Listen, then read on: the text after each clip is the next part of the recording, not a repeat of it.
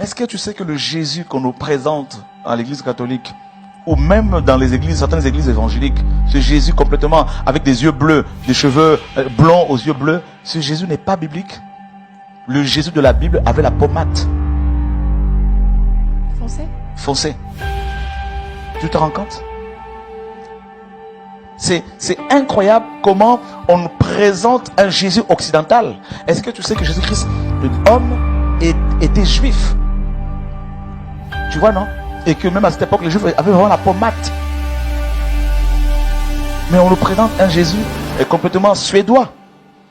Le Jésus que nous prêchons, Yeshua, n'a rien à voir avec le Jésus-Christ catholique. Un blanc aux yeux bleus. Non. C'est pas le bel homme, la belle star. Il n'était pas comme ça. Et Jésus-Christ est Dieu, on le décrit dans Apocalypse 1. C'est seulement les images que l'Église catholique nous a Eh ben ça, c'est un faux Jésus, c'est un démon.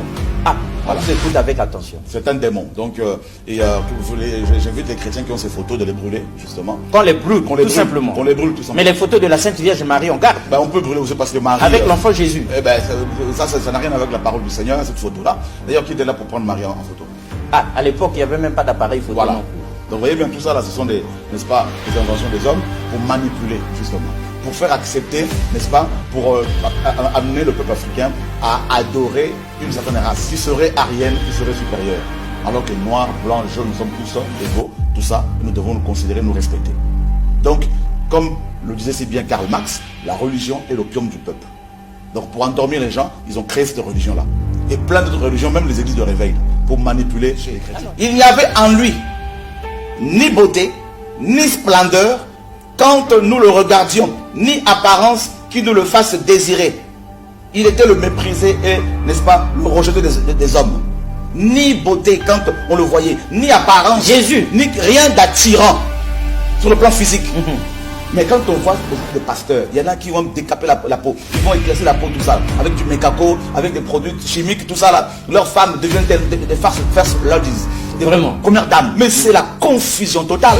Mais Jésus n'a rien à voir avec ça. Jésus s'habillait simple. Vous savez quand Jésus-Christ est passé, quand il allait de ville en ville, selon les évangiles, ceux qui le reconnaissaient, ils le reconnaissaient par rapport à l'amour qu'il dégageait, par rapport au caractère du cœur, la simplicité, la parole qu'il annonçait. Il parlait avec autorité, selon les Écritures. Mais nous leur haïs la beauté physique.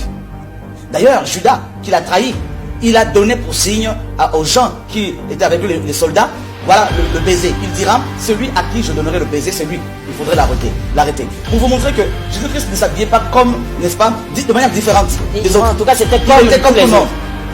Voilà, comme tout le monde. On ne pouvait pas le distinguer.